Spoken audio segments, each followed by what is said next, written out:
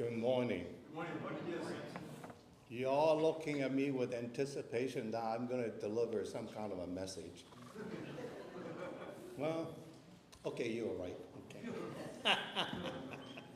It's always good to be here.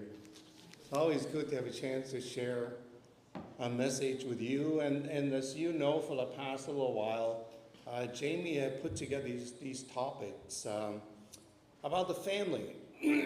We were learning from all the various episodes and stories and events in the Bible concerning families. And from each one of them, we have learned lessons from them. So what I thought today we'll do is we're just going to come and take a look at the entire picture. Because in every member of the family, now think about this, in every member of the family, you're there for a purpose. There's no accident. Whether you look at the kids that we have or the grandparents, or it's all by design. And God has a role. God has a role for every member in that family. And this morning, we're going to go through them. We're going to talk about some, obviously, we're not going to be here for days. So we're just going to touch on each one of them. So I want you to think and see yourself in those roles. Because we all have a part to play in this thing we call God's family. Okay.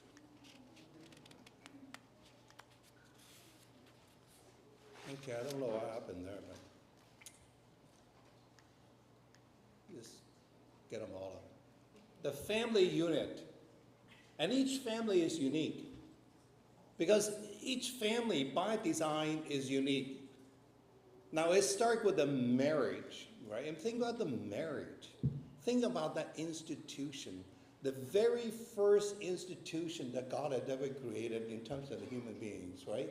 When Adam and Eve came together, they were the first couple. And from there, they found the foundation. They formed the foundation what God intended to be the cornerstone of the human race, which is the family unit. And every family member, every person in the family, regardless of age, has a God-given role to contribute to that family for the spiritual growth, for the well-being of that family.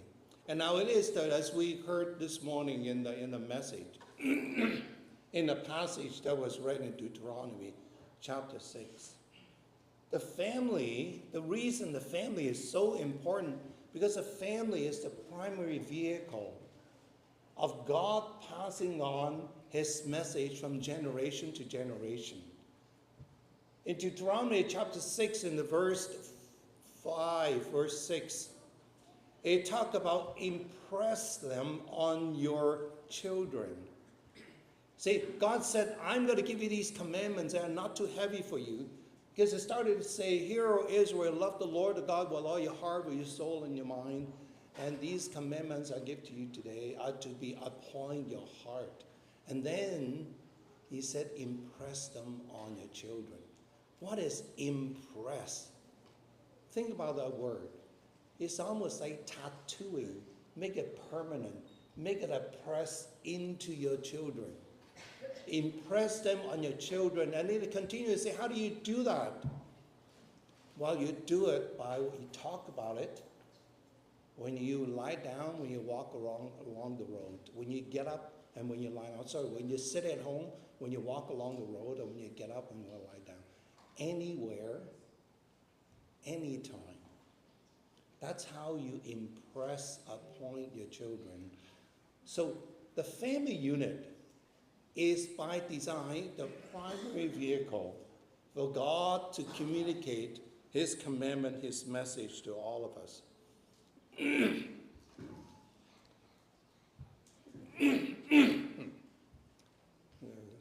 God put a little thing in the back of my throat today.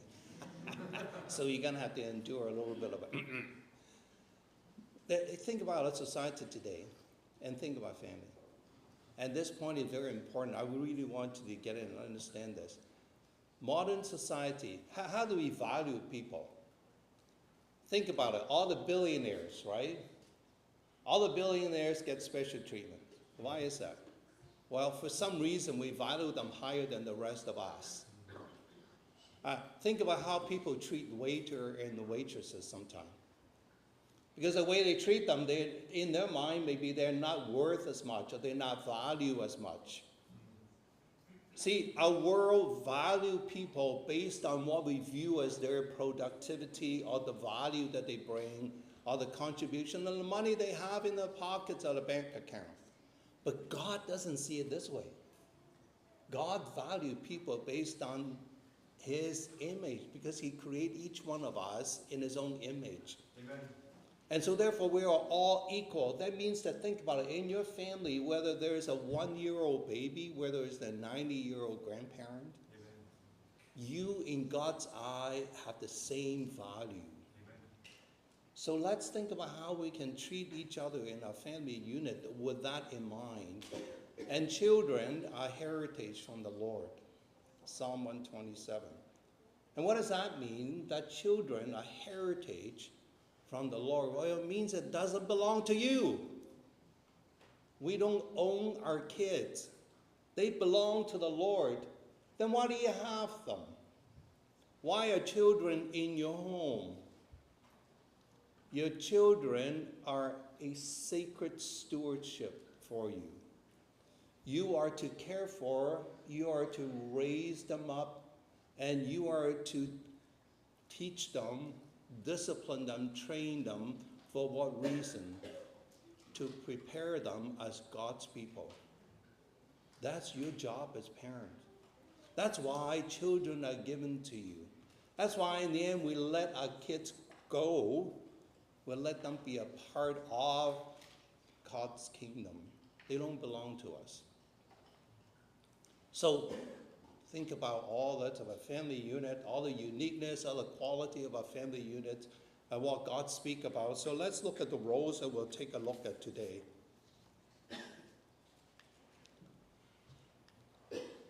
Infants. I love babies. I just love babies. There's something about babies. The gift of wonder and dependence. We do learn about dependence about baby, right? They was 100% depending on us.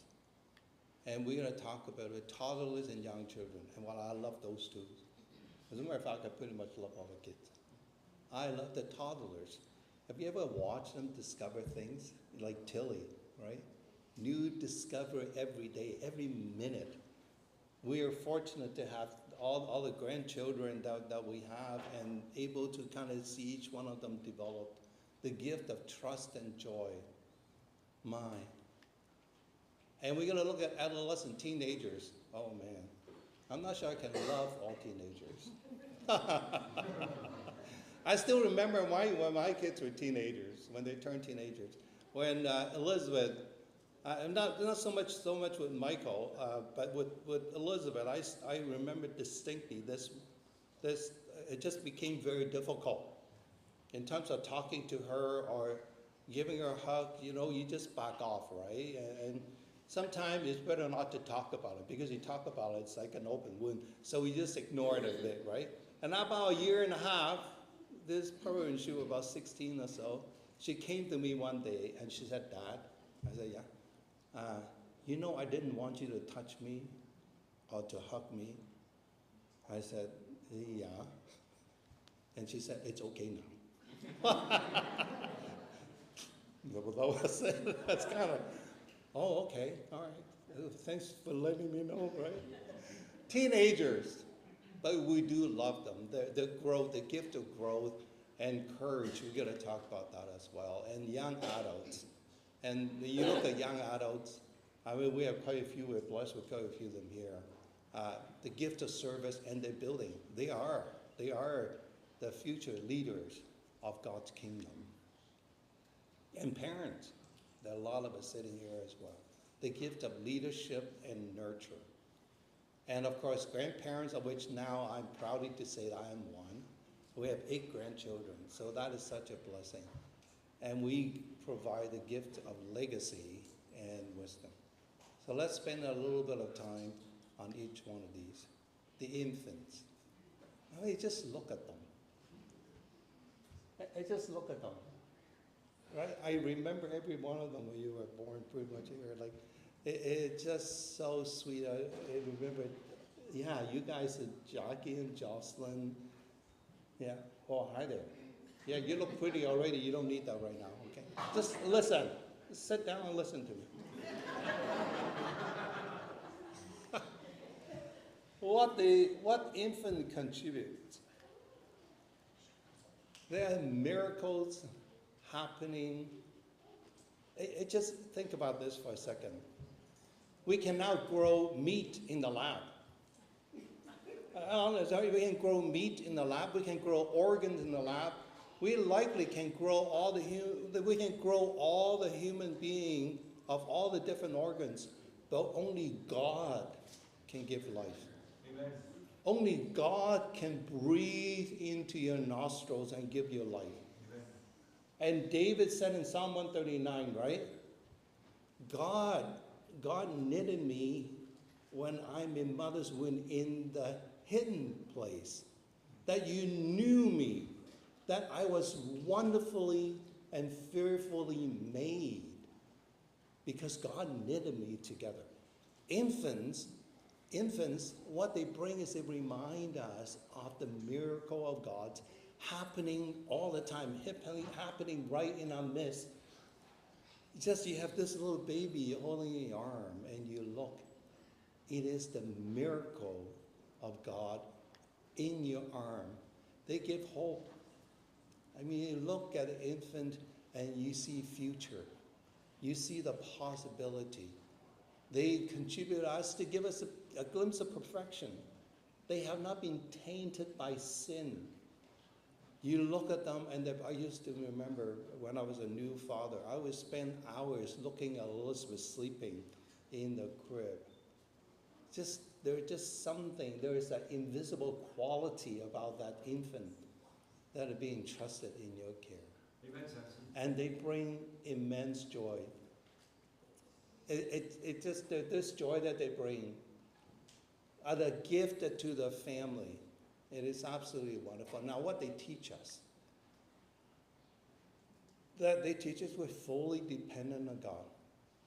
I mean, you look at them and you learn about dependency. You learn that we don't exist without God. And just like them, they just can't exist on their own. So they teach us about dependence on God. And they teach us love is sacrificial and it's a choice. Think about the relationship in the family. Besides the father and mother, all the rest of them, you don't have a choice. You don't get to choose your brothers. You don't get to choose a sister. And you don't get to choose a son and your daughters. Those are God-given. So it is a choice that you decide to love that baby. It is a choice that you make. It's a sacrifice that you make at 2 o'clock in the morning. They're hungry, right? They're wet. Boy, I learned to change diaper with my eyes closed. And I learned and then they cry, okay, yeah, Susan, okay. And she's the one that looked after Elizabeth, obviously. And you think about all the things that we sacrifice, and the infant teaches us that that's what you do for love. And everyone has inherent value in God's eye. When you see an infant, they teach us that, hey, God created me, God created you, inherent value in each one. And they teach us patience. Especially when Micah, our grandson Micah, when he first came, for no reason at all, for the first 6 months, he just cried. Just a constant screaming, I remember. I have a picture of him. You can see his uvula by how wide his mouth is open. And then 6 months later, he just stopped. He teaches us patience. And that's the infants among our midst. They're toddlers. Susan teaches, my wife Susan, some of you might not know, she teaches the toddler class in our Sunday school program. And the stories she tells me, I just love love them, right? They're full of energy. So what they bring, what they contribute to the family, they celebrate little things. I don't know if you ever been to a soccer game with a toddler, right?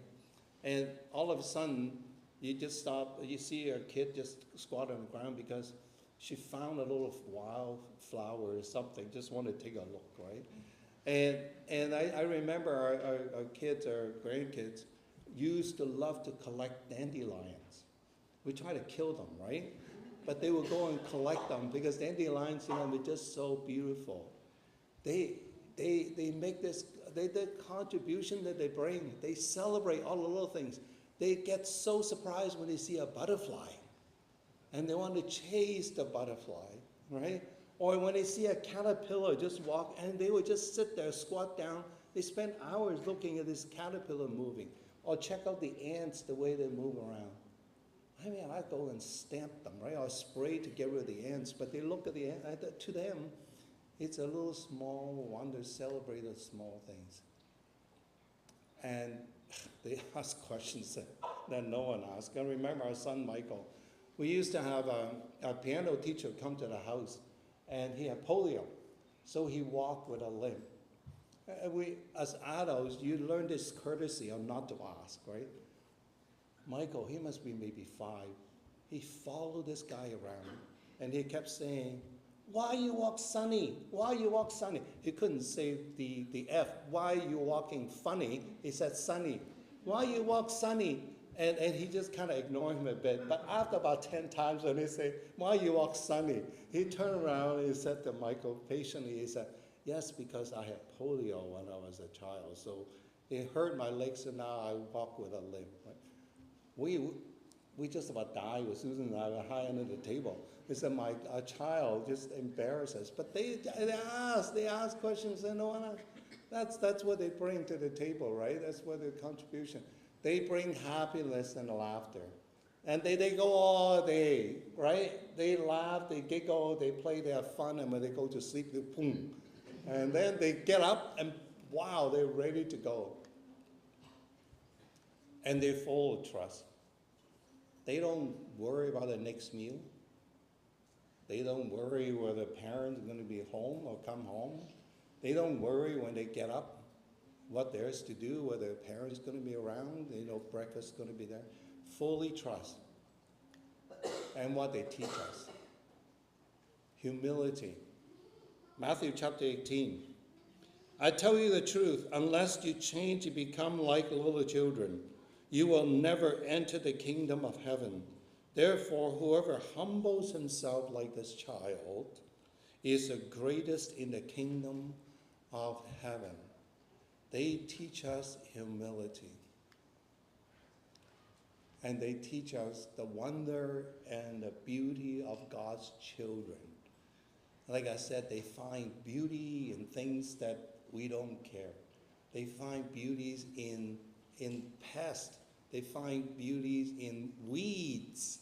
They find beauties in all the things that are out there, because to them it was just absolutely wonder of God's creation. They teach us that.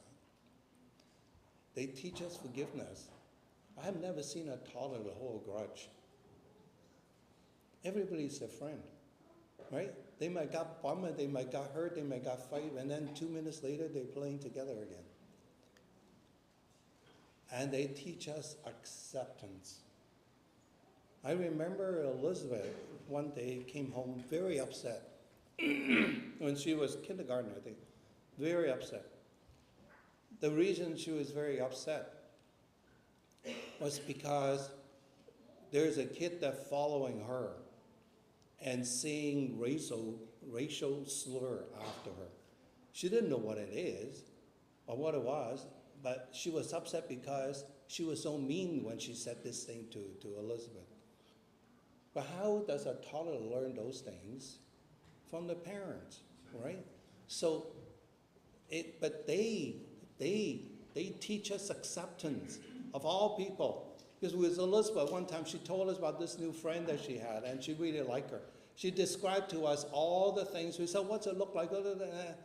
And then we just couldn't figure out. Then finally she said, oh, she's black. He said, oh, okay.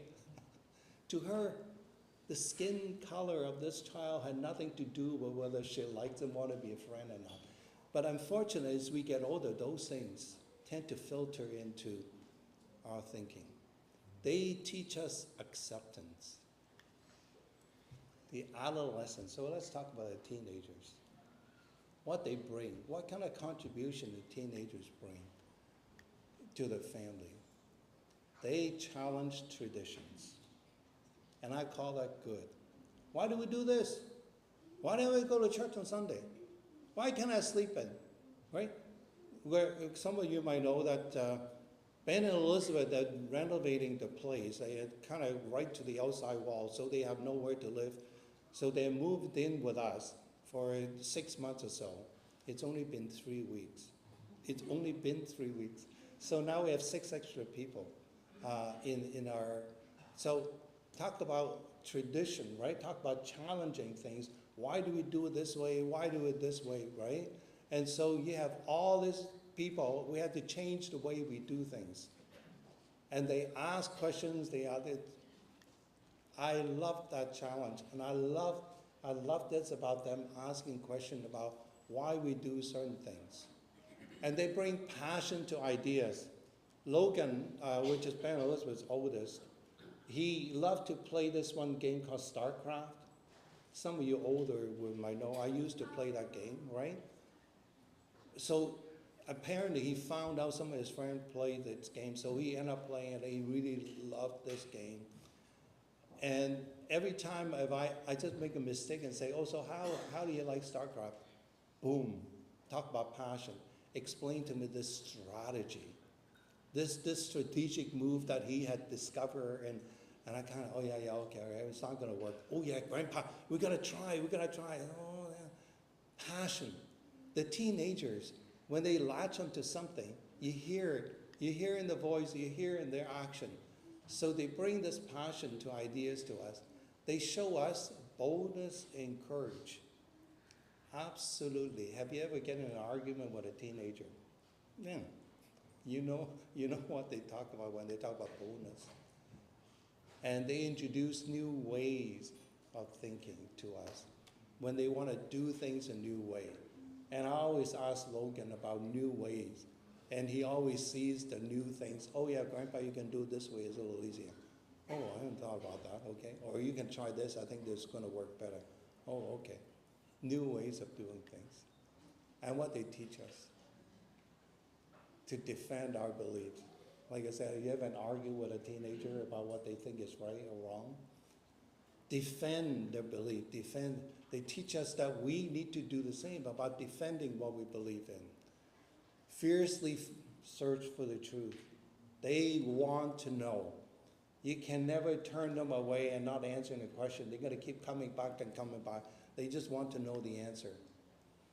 And how to own the personal faith. They are at that stage. They teach us how they go about developing their own faith. And I teach a teenage class on Sunday morning. I love to hear about their thinking. This morning, Phoebe, we asked this question about the race that Paul talked about. He finished a race. He compared this Christian walk to a race. I said, who is he competing against? Is he competing against other runners? Are other runners Christians, so that means only one of us make it? Who is he competing against? And I asked Phoebe, and Phoebe said, I think you're competing against yourself. You're absolutely right. You talk about beating your body, how to own your personal faith. Love to watch them, and they teach us how they go about owning their own personal faith and to confront hypocrisy. You can't get away with teenager about acting and doing different things. Yeah, think about David and Goliath. Think about the courage, the boldness, and think about him going to King Saul. They go to King Saul. What's wrong with this army? This is God's army. What's wrong with them? And then Saul tried to put his armor on him. Yeah, you need this to go to fight. You kind of, what are you talking about? I'm uncomfortable. So it just took them to confront hypocrisy, to search for the truth, the boldness, teenagers in our midst, the young adults. And again, we're blessed with quite a few, Ben and Haley, Nathan and Nicole, and we just have quite a few young adults among us.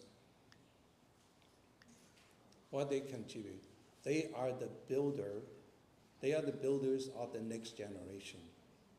You guys that's the contribution you bring to the family. They are energetic workers.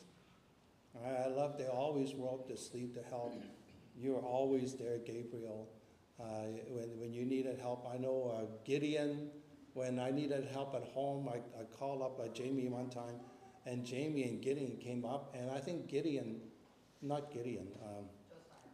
Josiah. You be there, Gideon, I'm sorry. Yeah, I think about you a lot older than you are. Yeah. Josiah, I think we finished moving the bed, and Josiah was kind of a little, is that it? We're here now. Is there more you wanted to do? Is that what you want us to do? Energetic workers, yeah. And they bring innovations. And again, think about all the AI entrepreneurs now. Think about all the engineers that work in this new technology field. They are in the 20s and 30s, right? They bring innovation, and they provide new leadership talents for the next generation. And what they teach us ambition to achieve. Think about Joshua. When he was commissioned, what was he commissioned to do? Think about what he was commissioned to do. He was going to lead a nation, a people that never had a land, never had a nation. He was leading these people to cross and to conquer some of the well-established countries and cities.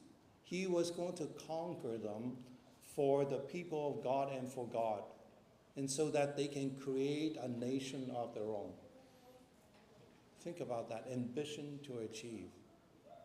Remind us the importance of family unit. You think about the young people getting together, like Ben and Haley, starting their own family unit, reminding us the next step. And Joshua, again, right? What did Joshua say? As for me and my household, we will serve the Lord. So the importance of family unit. And they teach us the endurance when building up. I call them toolboxes, which is their skill, right? And now I'm retired, and I thought I got time. I should go back to school. I should learn more. But then within the next seconds, I said, no, that's crazy. I don't want to do that. But think about a young kid.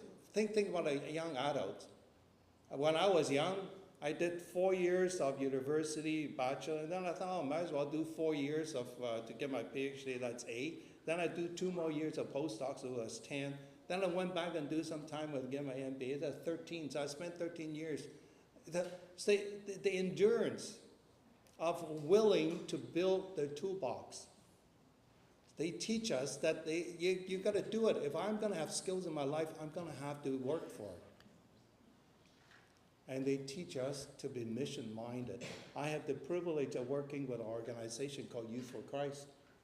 The majority, over 90% of our workers, they're young adults, mission-minded. And let's talk about parents. I don't know why the last one they are the foundation of the family. They are the cornerstone. They are the unit. They are the one that start this family unit. They are the one that God had appointed. God had appointed them to be the guardians of this particular family unit. That's what they bring. They teach and they model their faith, whether for good or for bad, right? Your children are going to see. Your children is going to see and hear what you do, what you say, and they're going to follow, whether for good or for bad. You will become their examples. You will become, because you look at the last point that came up, what they teach us, they reveal more about God than any other earthly relationship. Think about that. So the way you reveal God is the way that your children is going to learn about God. They cultivate love and acceptance. You love all the children all the same, no matter what they do, what they're like, what characters. They're all different. But you cultivate that, and that's what you bring, and you provide and you protect. What they teach us, unconditional love and sacrifice. My parents, I remember, I lived in Hong Kong, they sent us to Canada because they believed it's a better opportunity for us. But to do that, they gave up the whole life savings to send their children to Canada. They are willing to put all their life savings on the line, spend it all, so that my children will have a better future. Unconditional love and sacrifice. They teach us spiritual leadership and stewardship. Remember, right? You are sacred stewards of God's future leaders in your home. And you teach your children good and evil. The children learn good and evil from you. And of course, like I said, review more about God than any other earthly relationship. What a privilege to be a parent. But what responsibility, the role that you play in this family unit. And grandparents, my favorite topic, my grandparents, what they contribute. They are historians and they are storytellers. I love, and our grandkids seems to like it when I tell them what it was like for me when I was a kid.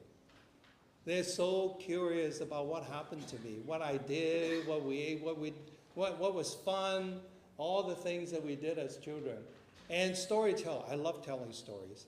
Because I love it when they sit down, when you listen to story, their eyes sparkle. They just listen, they hang on to every word we say about the story. And they are bottomless, they're bottomless of love and encouragement. You know, bottomless coffee, you just keep filling them up and it's empty. Grandparents are that. Grandparents, there's no stop the amount of love. And sometimes you think, oh, having more grandchildren, you don't have enough go around. You have lots to go around. It doesn't run out. Grandparents' love and encouragement is always encouraging. And I just that contribution they bring, right? My grandmother, my maternal grandmother, was the most important person in my world while I was growing up. And I remember that I came to Canada and we just didn't have enough money. When she died, I couldn't even go to her funeral. And I was completely devastated because she was just, to me, I think about my maternal grandmother, I think about hugs. I think about someone that's always thought the very best of me, someone always standing right there encouraging me. And she had over 20 grandchildren. So they're bottomless love and encouragement. And they bring perspective on God's faithfulness. It's like, don't worry. This too will pass. Trust me. God is faithful. You will come out on the other end. Yeah, this girl that broke your heart, trust me. There will be another girl that will break your heart again. But you're going to be fine come Monday morning. The perspective, right? They bring wisdom and insight. There's only two ways to gain wisdom. One is that God granted to you. The second is through the life that you live. There's no other quick path. There's no shortcut, right? Teenagers, you think you know everything. Well, unfortunately, you don't. You're going to have to live it. Wisdom and insight gained from living or granted by God. So that's what they bring. What our grandparents teach us. They teach us what is important by focusing what they do, right? They teach us what is important. They teach us what it's like to live a lifelong Christian ministry. They teach us what it's like to be a lifelong faithful member of God's congregation. And they teach us the power of prayer and trust. how often I tell my grandchildren, I was praying for you. I was praying with trusted God that He would bring you through. And they teach us the reward of a faithful life because they know what we are looking forward to, what the reward is waiting for us. Our challenge then, for each of the group that I talk about, for kids, say let's 11, anybody under 11, to Jocelyn, Jackie, I'm talking to you. Gideon, I'm talking to you. Joy, oh, yeah, one of them is asleep. Okay, I must have gone on too long. Talking, kids, honor your parents. What does that mean to honor your parents, right? You listen because you listen to them. Why do you want to listen to your parents? Because God placed you with your parents. There is no accident because God believes your parents that you have are the very best people to look and care, and to look after you and to care and to love you. So you honor your parents and you bring joy into your house. You bring the laughter and you learn to trust God through your parents. So that's a challenge for the kid. For teenagers, we have a few of them do, right? Luciano is not here anymore, right? Roberto, yeah, we have a few of them. Teenagers, you don't know everything, but boy, you are getting stronger. Use your strength for Christ. Respect wisdom. There is a good thing to have an older person that they do know more about life than you. They might not be smarter than you in the way that you think smart is, but they have more life than you. So for that, they have more wisdom. And ask honest questions. It's good to test tradition, but don't do it just to drive the nail into someone's head. Do it to do honest question and look for answers. For the young adults among us, and again, there are lots of you are with us, right? We serve wholeheartedly. Service is what God called you to do because of the stage in life you are. You build family center of God, and some of you, Nicole and Brandon, they're going to be having a child coming soon. So build your family center of God and invest in younger believers because they're the one that look up to you. They absolutely do. So things like VPS, things like a Sunday school Bible program, think about how you can serve in that because they look up to you. And parents, lead spiritually before leading materially. And you know what that means. And you know that's a huge challenge living in the world. But that's what you're called to do. Teach them what is important. And you model repentance. Because your kids need to learn that it's okay to make mistakes. That it's okay to go and ask for forgiveness. And you love consistently.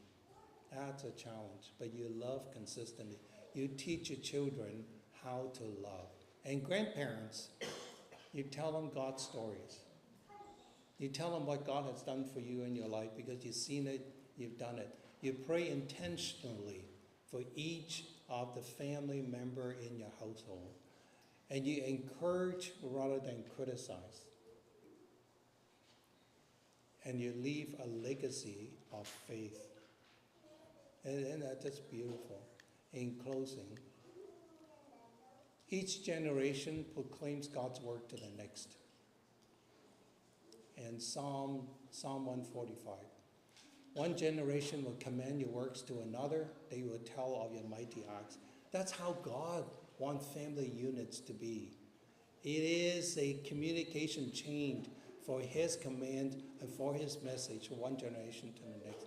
So when infants remind us of dependence, when children teach us trust, when teenagers inspire courage, and when young adults build, and when parents nurture and grandparents preserve wisdom, that is when a family demonstrates the wisdom of God and show the design of God in this family unit. So may God bless us. May God bless us all as we continue to function within our family unit to carry out His will and to carry out the design as He had intended it to be. Thank you for your time.